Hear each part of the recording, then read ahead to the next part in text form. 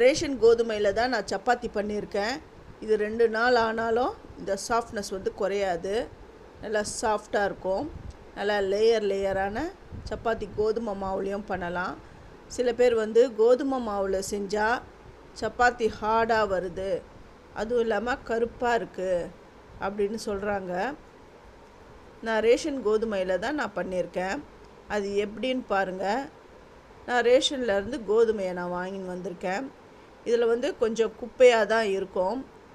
First இதை வந்து புடச்சிடுங்க. அது பாருங்க, இந்த மாதிரி அந்த தோல்லாம் இருக்கும். சில பேர் அப்படியே போட்டு கூட நல்லா க்ளீனாக கழுவிட்டு அப்படியே கூட அரைப்பாங்க காய வச்சுட்டு. அது வந்து ஃபைபர் அப்படின்னு சொல்லுவாங்க.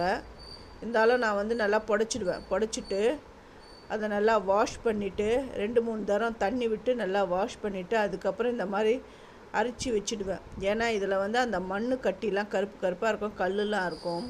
அதனால் இதை வந்து நான் நல்லா அரைச்சி எடுத்து வச்சுட்டு அப்புறம் அதில் ஒரு சொட்டு தண்ணி கூட இருக்கக்கூடாது. அது இல்லாத அளவுக்கு நல்லா இருத்துடணும். நல்லா இருத்துட்டு அடிக்கிற வெயிலில் ஒரு 2 நாள் நல்லா காய வையுங்க. வெயில் ரொம்ப ஜாஸ்தியாக இருந்ததுன்னா காலையில் நீங்கள் வந்து ஒரு 9:30 மணிக்கு காய வச்சிங்கன்னா 4 மணிக்கு ஈவினிங் வந்து 4 மணிக்கெலாம் நல்லா ஒரே நாளில் நல்லா காஞ்சிடும். நல்லா நான் 2 நாள் இதை காய வச்சேன்.